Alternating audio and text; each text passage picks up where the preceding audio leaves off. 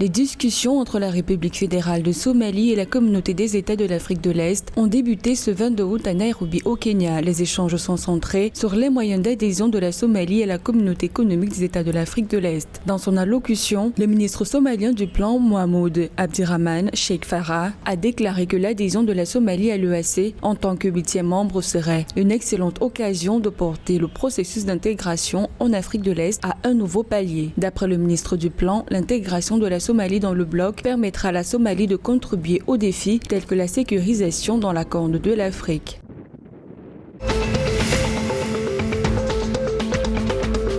Le Soudan a exporté 2,7 millions de têtes de bétail de début janvier à fin juillet 2023, selon le ministère des Ressources animales et de la Pêche. L'exportation de bétail vers l'Arabie Saoudite et d'autres pays s'est poursuivie malgré les circonstances de la guerre. Selon le secrétaire du ministère des Ressources animales soudanais, le pays exporte un grand nombre d'animaux vivants, principalement des moutons vers l'Arabie Saoudite et des chameaux vers l'Égypte. Elle exporte également de la viande réfrigérée et congelée, principalement vers l'Arabie Saoudite, les États du Golfe et l'Égypte.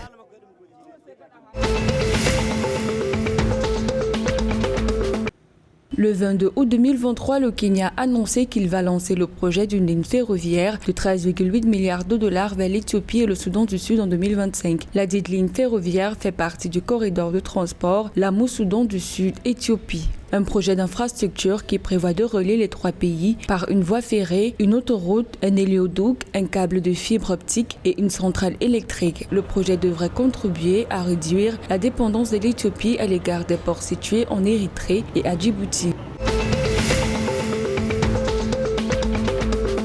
Le Kenya va augmenter ses réserves de change pour pouvoir atteindre 6,1 mois de couverture d'importation. Cette information figure dans le plan à moyen terme couvrant la période 2023-2027. Les 6,1 mois de couverture sollicités par le Kenya représentent environ 11,2 milliards de dollars de réserves de change contre 7,3 milliards de dollars actuellement, ce qui représente 3,98 mois de couverture des importations.